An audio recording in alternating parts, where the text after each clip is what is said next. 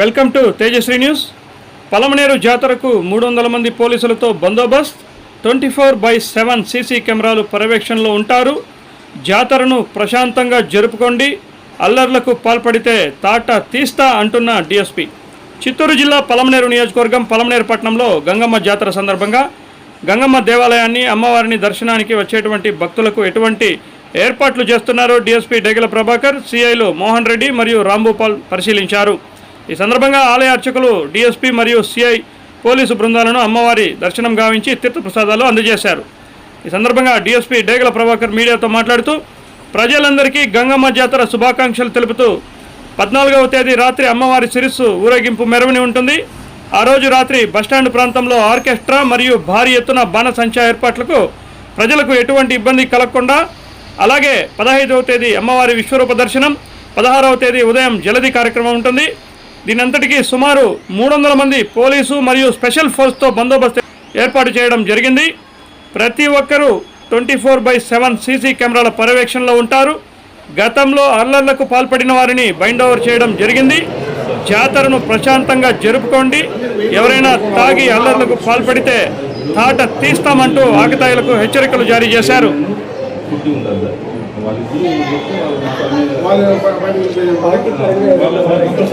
ఇక్కడ జాగ్రత్తగా ఉండేది తెలుగు చేసుకోండి సార్, జాగ్రత్త ఆపకూడదు సార్.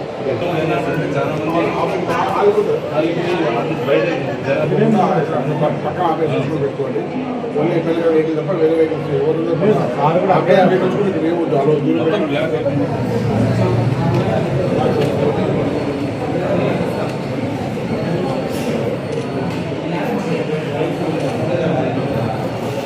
అలా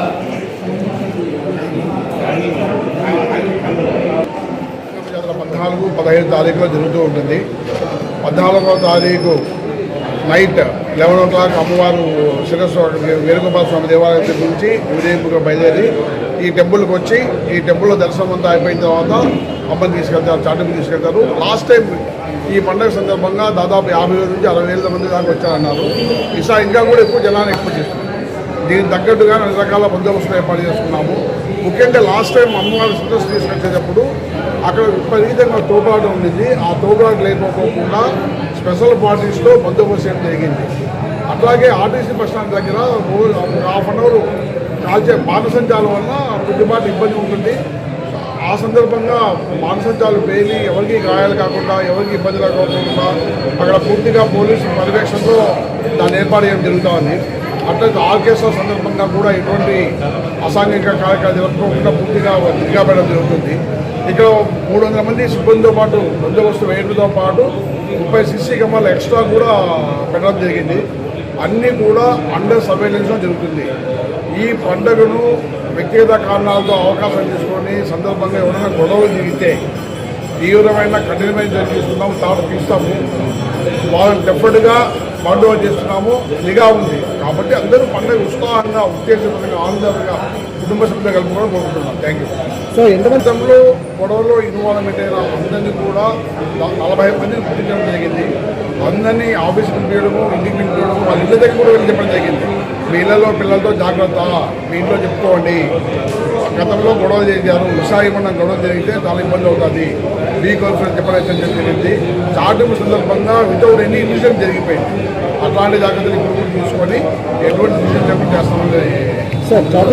ట్రాఫిక్ సమస్య పైన ఎలాంటి ఈ ట్రాఫిక్ 14వ తారీఖు ఈవినింగ్ నుంచి 16వ తారీఖు ఉదయం దాకా నో వెహికల్స్, హెవీ వెహికల్స్ ఏవి అలో చేయబడవు. ఆల్ హెవీ వెహికల్స్ ఐవోని పోవాలని చెప్పాము. ఆ దగ్గర కూడా ఏర్పాటు చేశాము. గంగమ్మ జాతర పండుగ పలమేరులో జరిగే అది పెద్ద ఉత్సవము. అందరూ ఆనందంగా, ఆహ్లాదకరంగా, ఉత్సాహవంతంగా చేసుకుని అమ్మవారి ఆశీర్వాదం ఉందండి. ఎటువంటి అడ్డాలకు వాటికి వీటికి అసౌకర్యం గురి కావద్దండి. మీరు 24/7 సర్వేలెన్స్లో, సీసీ కెమెరా సర్వేలెన్స్ ఉన్నారు, పోలీస్ లీడర్లు ఉన్నారు. పోలీస్ మీకు అందుబాటులో ఉంటుంది.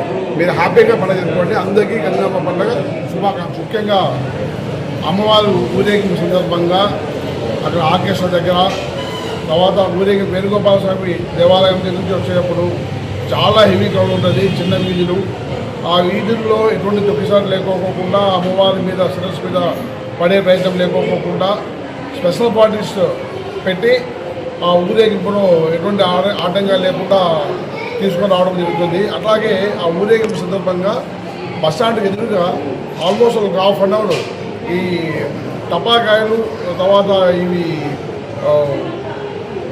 కాకర్స్ అన్ని కాల్చే ఏర్పాటు చేయడం జరిగింది. ఆ సందర్భంగా చాలా జాగ్రత్తలు తీసుకోవాలి ప్రజలు. ముఖ్యంగా ఈ ఆటం బాంబులు కానీ, హైవీ సౌండ్ షేర్లు కానీ, దగ్గర ఉన్న పేరేడు కానీ ఒంటి మీద పడుకోకుండా కొంచెం జాగ్రత్తలు తీసుకోవాలి.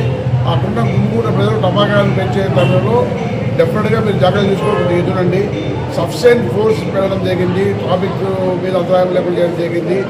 ఎవడైతే కొద్దిగా పండుగను ఆసరాగా తీసుకొని వ్యక్తిగత కక్షలతో గొడవలు చేయడానికి ప్రయత్నం చేస్తారో వాళ్ళ మీద చాలా కఠినమైన చర్యలు తీసుకుంటాము. పండగ సందర్భంగా ఆహ్లాదకరంగా ఉండాల్సిన సందర్భాన్ని ఏదో దాన్ని సాఫ్గా తీసుకొని చిన్న గొడవలు తీస్తే డెఫినెట్గా వాడి మీద చాలా కఠినమైన చర్యలు తీసుకుంటాము.